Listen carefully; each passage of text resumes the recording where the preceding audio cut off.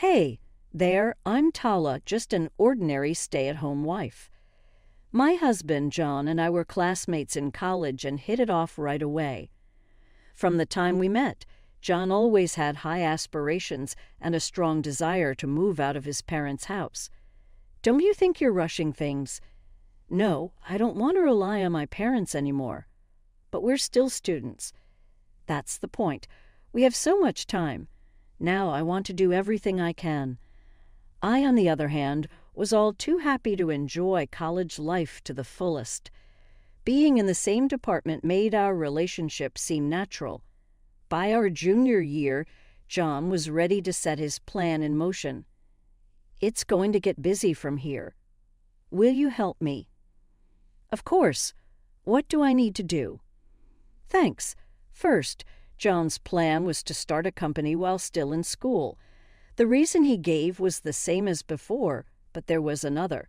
It was already decided that he would join his father-in-law's company after graduation. He wanted to carve out his own future. A month later, we successfully launched the company. It's just the beginning, but we've finally taken the first step. Thank you. What are you talking about? It's too early for thanks. The real challenge is just beginning. Indeed, counting on you moving forward. Leave it to me. It was a venture that John, I, and a few others put together, a company created to operate a media platform providing various information from games and comics to useful life hacks. We expanded into various media, but the one John really focused on was a website providing information about adoption. By the way, I've always wanted to ask, why did you start an adoption site? A friend of mine from high school was adopted. The more I heard his stories, the more interested I got. It's always about the adopting side, but adopted kids have their own thoughts, right? Now that you mention it, that makes sense. So I wanted to help out. John would end up running that site almost by himself. Meanwhile, the company thrived, praised for its vast amount of information, accuracy, and above all, the humor John cherished, even getting a small mention in magazines. But one day just before graduation, you seem a bit down today, don't you? Yeah, I told my parents about the company yesterday and they blew up at me. Why? They probably wanted me to get a proper job. Particularly Mom was really furious. Even after hearing this, John occasionally looked gloomy. Sometimes he couldn't sleep until morning and even got prescribed sleeping pills. Seeing him like this, I decided to support him for life. The day before our graduation, John finally managed to persuade them, and I felt I saw his genuine smile for the first time in a while. Now I'm finally free. Now you can live for yourself. Speaking of which, do you want to move in together? Yeah, of course. Our life together, both work and private, began to flourish. This went on for about 4 years until my birthday. Happy birthday. Thank you. It never gets old being celebrated like this. Hearing you say that makes me happy too. So, John got serious, took out a small box from his pocket, and placed it on the table. What's this? I want you to marry me. When John opened the box, a sparkling little ring was inside. Of course, my heart had been set on this for a long time. I'm the one who should be asking you. Please always be by my side. He took my hand and slid the ring on it. It fitted perfectly, but there was one thing that bothered me. Why is the box a little bent? I was wondering when to give it to you. I've been holding it in my pocket the whole time, and it ended up like this. He must have been really nervous. Hearing this, I fell even more in love with him. The only issue was meeting the parents. Are you okay? I'm fine. No, actually, I'm nervous. I'm with you, so it's okay, right? We first greeted my parents, and there were no issues at all. They accepted John. Today, we're meeting his parents. From the moment we left the house, John seemed somewhat uneasy. What are you doing back here? This is my family's home, so it should be fine. Well, okay. Come in quickly. Watching their exchange, I really wondered if everything would be okay. In the living room, his father and an unfamiliar girl were sitting on the sofa. "Good to see you back, John. Please have a seat." When his mother offered us tea, there was none for me, which explained I wasn't very welcome. To get to the point, I'm here today because I plan to marry this lady, Tala. "Is that so? You're at that age now?" Marrying such a mysterious woman calmed down a bit. But it's John's decision. It's not our place to criticize. Eventually, with my father-in-law's persuasion, we were allowed to marry. Then the girl sitting next to my father-in-law spoke up. "Congratulations on your marriage, brother." "Thank you, Jolie. Let's get along with each other, Tala." "Likewise. I want to know about you more, Jolly." We never doubted that we were embarking on a happy life together. However, that belief did not last long. On the way back from the greeting, "You have a sister." "Well, yes, but you two don't really look alike."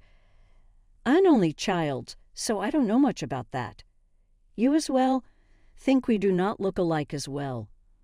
"Sorry, it's nothing. Let's just hurry home, okay?" At that moment, I thought John's face looked a bit surprised. Later on, our marriage registration was accepted, and we officially became husband and wife. The excitement was unstoppable, but our life as a newlywed couple would come to an abrupt end after just 1 week. "Hey, why are you here?" "I have something important to discuss today. Let me in." "Wait a minute, please." Without waiting for an answer, my mother-in-law barged in and flung open the living room door. "Why are you here?" "Isn't that a bit rude to say?" "So what's the matter?" "Actually, after you guys visited, your father started feeling unwell." "Father did?" "Yes, that's right." According to my mother-in-law, it seems my father-in-law had been prone to health issues for a while. From the look on John's face, it appeared he was unaware of this. Then my mother-in-law dropped a bombshell. "It turns out he's been diagnosed with cancer." "What? He wants to recuperate at home, but there's only me and Jolie here, right? So you're saying we should move in?" "Yes, exactly." I felt a chill down my spine seeing my mother-in-law smirk. It was clear John was really struggling with the decision. I knew from our college days that he had a strong desire to leave his family home, but given his father's condition, his hesitation was understandable. As John was struggling to respond, "What do you think?" "Me? I hadn't expected to be put on the spot like that. Obviously, I wasn't prepared." "Well, I think you're not planning to abandon him, are you?" "That's not what I'm thinking at all." "Then what?" "Normally, you'd answer immediately, wouldn't you?" As I was being cornered by my mother-in-law, John stepped in to defend me. "Please stop blaming Tala. We'll move in." "That's a relief. I'll let your father know." "All right then, goodbye." My mother-in-law left with a satisfied look after confirming she was gone. John held his head in his hands. "I'm sorry I've caused trouble for Tala because of me." "Don't apologize. It's not your fault." Just when things were starting to look up, why does something always have to get in my way?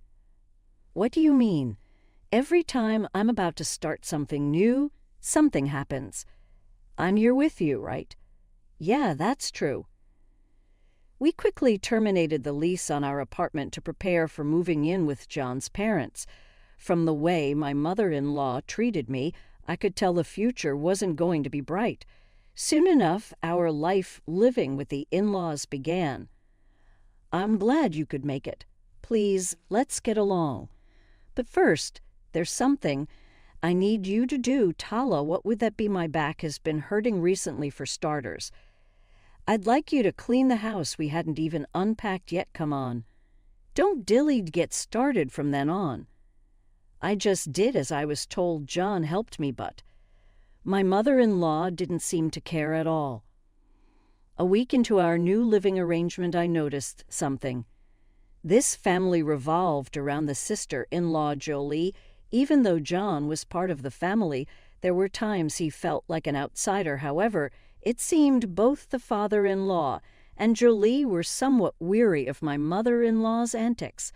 Have you started to understand how this family works? Yeah, I'm getting the hang of it. That's why I didn't want to come back here. By the way, what does Jolie think? I don't know. We've lived as siblings, but honestly, I can't tell what she's thinking. Is that so? Indeed, my sister-in-law, Jolie, is personable and has been nice to me, just like John said. There's something oddly mysterious about her, as if she's harboring some darkness inside amidst all this. I've also been tasked with taking care of my father-in-law, and what is my mother-in-law doing? Absolutely nothing. Your father is calling for you. Hurry up and go to him. Yes. Before entering the room, I took a deep breath. What do you need? There's something I want your help with. As I approached my father-in-law, shockingly, he slid his hand onto my backside. What are you doing? There's no need to resist so much. This is just family affection. That's not true at all, my mother-in-law had said. Your father-in-law was weakened by cancer treatment. However, with the strength he used to grab my arm and try to pin me down, he didn't seem weak at all. Please, stop. Do you really want John to find out about this? It would cause quite a scandal. At that moment, I involuntarily loosened my resistance, as if waiting for this. My father-in-law began to try to undress me. Realizing the dire situation, I pushed him back with all my might. And then, at the worst possible timing, my mother-in-law walked in. What are you doing? Your husband was trying to pin me down. You know your father would never do such a thing, right? Please believe me. I had completely sought help from the wrong person. Having an affair with your father-in-law while your husband is around? What kind of woman are you? I didn't do anything like that. If you don't want John to find out about this, you'll do as we say. It was a conditional demand. Even though it was my father-in-law's fault, I didn't want John to find out about any of this. I understand. It would be much later when I realized this was a scheme concocted by the two of them. My father-in-law never approached me directly again, but the fear of what he might do never went away. I couldn't focus on work and my mistakes increased. You seem tired lately. Are you okay? Well, yes, maybe you should take a break, but don't worry about work. It's not that, is it? My mother and the rest, leave that to me. Following John's suggestion, I left my job for a while and became a full-time homemaker. Being at home all the time was mentally and physically exhausting, but I couldn't waste John's consideration. He had spoken to his parents to ensure they wouldn't overburden me. Things improved slightly, but the harassment never completely stopped. If you're going to be at home, could you do something more useful? More useful. You're going to follow what I tell you from now on, she said as she handed me a piece of paper. It was a list of items she wanted me to buy. All of this today, of course. Get going if you don't want John to find out. I had no choice but to comply. The list included items from nearby supermarkets to a distant store that required several train rides where she wanted her favorite classic American sweets. I forgot to mention, you'll be paying for it naturally, right? It was already past noon, and if I didn't leave now, I wouldn't be back before John returned home. All I could think about was not wanting to cause any trouble. I got back at 7:00 p.m. I've got everything. It took you this long. Even a child could do this faster enough. Just get out of my sight. I went back to my room and lay down on the bed. I was wondering what on earth I was doing as I stared at the ceiling for a while. Someone knocked on the door. Instinctively, I sat up and responded. The door slowly opened, and there stood my sister-in-law, Jelly. Jelly, what's up? I'm sorry, huh? I should have been more cautious. What are you talking about? About Dad and Mom. My heart almost stopped. You don't have to hide it. You knew. I accidentally overheard Dad and Mom talking. I see. I'll protect you, Tala. I can't let you do that, Jolie. Please let me handle this. I have some plans, but about John, I had been determined to keep this hidden from John at all costs. That will be okay too for me. Unable to share the situation with John, Jolie's presence was incredibly reassuring. I had felt alone, but not anymore. Later, Jolie would make a surprising statement when everyone was together. I've decided to work at John's company from now on. What? What are you talking about? You're attending a good university. You could get a job at a much better company. I've already made up my mind. Jolie is scheduled to graduate from university next year, despite being capable enough to land a job at a much more prestigious place, as our mother-in-law suggested. Why, of all places, does she want to work at John's company? It would be better if it was at least her father's company. Mom, that's enough. Jolie wants to do this. But then my father-in-law whispered something to my mother-in-law. Well, that might be a good idea. She suddenly changed her opinion. This made me wonder what exactly my father-in-law had said, and John, take care of Jolie, will you? Yeah, what kind of response is that really? Once she graduated from college, Jolie officially joined John's company. Being smart and talented, she quickly started to take on various tasks. Around this time, my father-in-law began to treat me unusually kindly. Given the past incident, this newfound kindness only reignited my fears. But then something astonishing happened. Tala, I truly owe you an apology. An apology? Now? Doesn't I understand? That's why I'll talk to Mom too. I'm genuinely sorry. I was bewildered by what was happening before me. Moreover, my father-in-law even prostrated himself. I'm sorry again, please raise your head, but I still can't trust you. Allow me to observe the situation for a while, understood? That's fine. True to his word, my mother-in-law's harassment stopped abruptly. However, this peace felt like the calm before a storm. While life became more peaceful without the bullying, John's behavior started to become concerning. Aren't you working too much lately? It's a crucial time right now. That may be true, but this is not good. I have to do this now. So why? But John didn't stop. Jelly and I discussed this bizarre situation. What does John want to do? I get it's about work, but I'm sorry, I don't know either. But at this rate, yes, that's why we need to do something about it. We continued to tell John to take more breaks, however, he seemed to dive into his work as if trying to avoid something else. Not only that, but he also started to increase the dose of sleeping pills he had been taking temporarily. Just when I thought we needed to intervene, I received tragic news from my father. My mother was involved in a car accident and never returned home. Please come home immediately. Oh, okay. I was worried about John, but I couldn't bring him along in his current state. With things like this, please take care of John. Yes, leave my brother to me. And so I returned to my family home. Seeing my mother's lifeless body, I was filled with nothing but questions. Did she do something wrong? Good to have you back. Of course I had to come. By the way, what about John? I explained John's situation to my father. I see that. John, huh? I'm worried about John, but now we need to properly send off Mom. Soon after, the preparations for my mother's funeral began and the funeral started. One might expect tears at such times, but I just couldn't cry. When the funeral began, I felt more numbness than sadness. I still couldn't accept the reality that my mother was gone. Before I knew it, the funeral was over. Are you okay? Yeah, but I still can't believe Mom isn't here anymore. I know it feels lacking without our noisy Mom around. That's because you were always up to something and getting scolded, Dad was. Ah, yes, you were. That night, Dad and I stayed up late reminiscing about Mom. I must have fallen asleep on the sofa because the morning sun was already shining in. Did you sleep well? Yes, Tala, you should go back now. Huh? John must be waiting for you. Go back to him.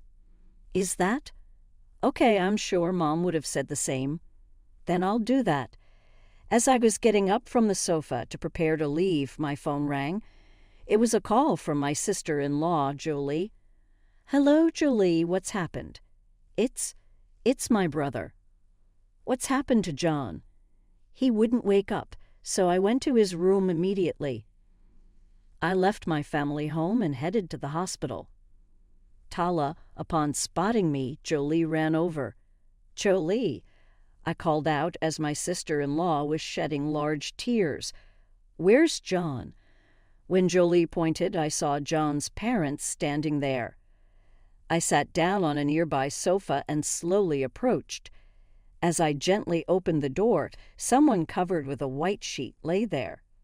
Inside the room, 2 police officers were waiting. Are you his wife? Yes. What happened to John? We're considering the possibility of suicide. Suicide. That's ridiculous. My hands trembling, I removed the white sheet. There lay John, appearing as if he were sleeping.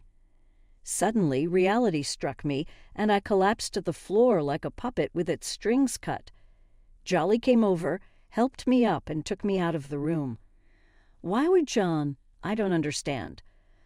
I don't understand it either, she said. Jolie mentioned that she became worried when John didn't wake up at his usual time, and when she checked on him, she found him lifeless in bed. Despite calling an ambulance, it was too late, and the police suggested suicide because they found many empty sleeping pill containers in the trash can. John's family had been questioned by the police, but none had seen him since he entered his room. This can't be happening. He was struggling, but he wouldn't leave us like this. I agree. I can't believe you would do this. The autopsy later confirmed suicide by an overdose of sleeping pills. The pills were prescribed to him, and he had been visiting the hospital. Now, after losing my mother, I had to attend my husband's funeral. Same case as my mother's. I couldn't shed a tear, but this time for a different reason. I desperately wanted to know why this had happened. After the funeral, I was resting in the break room. When's it finally over? Who knew funerals could be so exhausting? It's your son's funeral. How can you say such a thing? I'm just stating the facts. We're not alone here, you know. I guess that includes me too, first and foremost. His death is partly this woman's fault. Why am I to blame? I thought she had become more subdued recently, but fundamentally, nothing has changed. Shouldn't we be mourning John's death and reflecting on his life? Yet the complaints against me never stop. My father-in-law tries to calm things down, but it doesn't reach her. If you hadn't married him, he wouldn't have taken his own life. He would have been holding his grandchild by now. Now, Jolie, just back from the restroom, joins in. That's ridiculous. Do you have complaints against me too, Jolie? Complaints? Of course I do. Do you have any idea how much you two have neglected my brother? How can you say that, Jolie? It's not Tala's fault. It's your fault that my brother is dead, she said before storming out. What are you doing? Go after Jolie now, useless, even at a time like this. I clenched my fists as hard as I could. Frustration and anger welled up inside me. Throughout the funeral, my mother-in-law maintained her disdainful attitude towards me. Ignoring her, I followed Jolie and found her sitting on a bench in a nearby park. I found you, Jolie. Let's go home and try to figure out what happened to John. Yes. Once home, I fell asleep immediately, as if to forget everything. And then the next morning, could you get the newspaper quickly? Despite the funeral just ending, there's no sign of mourning. It truly felt like just another morning. Yes, hurry up, please. I could have refused, but my body moved out of habit. If only this were a dream. As instructed, I went to check the mailbox. Tucked in the newspaper was a brown envelope. An envelope? Who could it be from? I took it out to check the sender, but there was no name. Just one sentence was there: to ensure Mom doesn't find out. Those words made me realize to whom and from whom it was sent. I hid the envelope in my pocket and returned inside. "What took you so long? You're no help." I ripped open the newspaper I was holding. I sneaked back to the bedroom and opened the seal. There, written in familiar handwriting, was something shocking. When I finished reading, anger and fear nearly drove me to a rampage. I took a deep breath to calm my trembling body. Just you wait. I immediately sprang into action and headed straight to Jolly's room. "Come in, Tala." There were dark circles under her eyes. They looked swollen, probably from crying all night. "Sorry for the sudden visit, but there's something I need you to see right away." I showed her the letter from John. "Is this? Maybe he predicted this would happen to himself, so he intended to die from the start." The letter began like this: "By the time Tala is reading this, I might no longer be in this world. I wanted to be with you forever, but I couldn't bear it any longer." The letter went on to reveal even more shocking details. It appears that the company run by my father-in-law was having serious financial difficulties and was on the brink of collapse. Furthermore, he had been planning to transfer the company to my sister-in-law, Jolly. Essentially, he was using his beloved daughter to secure funds. If this is true, did I interfere unnecessarily? Not at all. After all, both of you were initially reluctant. Oh, that's why he suddenly changed his opinion. What? Maybe he thought if Jolly joined John's company, transferring it to her would be manageable since she's his sister. That's perhaps what my father-in-law was whispering to my mother-in-law, suggesting such a plan. Honestly, I said those things because I wanted to trouble them. I had a hunch that Dad's company wasn't doing well. Jolly isn't to blame. In the end, it was all for me, right? And the letter ended with this: "I've never been able to say this, but I'm adopted. However, ever since Jolly was born, my position worsened. I'm sorry for keeping silent. Also, there's something I want you to tell Jolly. You're a sister I'm proud of. Although I resented your birth when we were kids, you've always been an irreplaceable, beloved sister to me." "How much did you know about the adoption?" "I didn't know anything. My parents never told me." I was reminded of our college days. The friend who was adopted was John himself. It makes sense why he knew so much about adoption. Perhaps he wanted to prevent others from experiencing what he did. But the real problem starts now. This isn't enough for John to rest in peace. That's why I wanted to get back at my in-laws somehow. Then Jolly seemed to remember something. Why did I forget until now? I'm really an idiot. Did you remember something when I said I'd help you? Before, I had installed a surveillance camera in the house. Surveillance camera? Yes, it's very small, so I doubt anyone noticed. Can we check it now? Yes, we can. The footage showed both of them verbally abusing John in the living room.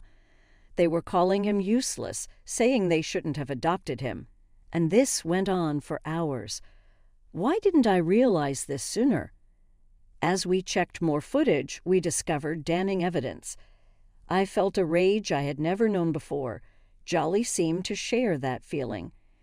We got ready and headed to confront John's parents. "May we have a word? We're busy." "It won't take long." "You two are responsible for John's death, aren't you?" "What are you talking about all of a sudden?" "Stop with the bad jokes. You can't run from this. But there's no proof we did anything. Even the police said it was a suicide." "Exactly. Even if Jolly is my daughter, that's inexcusable." "Which one of you has the nerve to say that?" "Look at this." Jelly had prepared a laptop. The screen displayed footage from the day John died. You didn't notice, did you? John and I had cameras installed all over the house. What? I immediately checked the camera footage. As mentioned in the letter, The video clearly showed them forcing John to take pills. Other footage showed them adding what appeared to be sleeping pills to his drink, rendering him dazed before their actions. How did you? We had cameras installed. Wait a minute. Darling, my father-in-law tried to stand up, but I stopped him. I'm sorry, but trying to escape is futile now. What? Then the sound of approaching police cars could be heard. Please give up now. With that, my in-laws were taken away by the police. Of course, this wasn't the end of everything, but I felt a slight relief in my heart. Following that, my in-laws were charged with murder using the camera footage as evidence. The thought of what could have happened if Jolly hadn't set up the camera was chilling. Are you okay, Jolly? I'm fine, but your biological parents, those people aren't my parents or anything. They are just criminals. As a result, the company my father-in-law managed went bankrupt. Well, it was already on the brink of collapse, so it was just a matter of time. Then the two received a guilty verdict, now confined behind bars. I decided to visit them, wondering how they were holding up. Furthermore, it turned out that my father-in-law's cancer was a lie. It was just an excuse to live with us. He couldn't meet me because he was unwell, but I could meet my mother-in-law. You seem quite well. What are you doing here? I just came to check on you. How's life behind bars, huh? Ideally, you just pass away and make things easier. You really are despicable. I'll take that as a compliment. Do your best to keep living. Goodbye. And so I returned to the in-laws' house. Jolly and I started preparing to move out.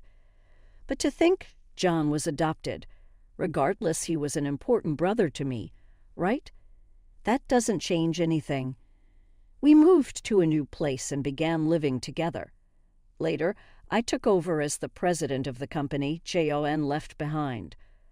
From now on, Jolly and I will carry on John's unfulfilled wishes, living with them in our hearts. I hope to meet him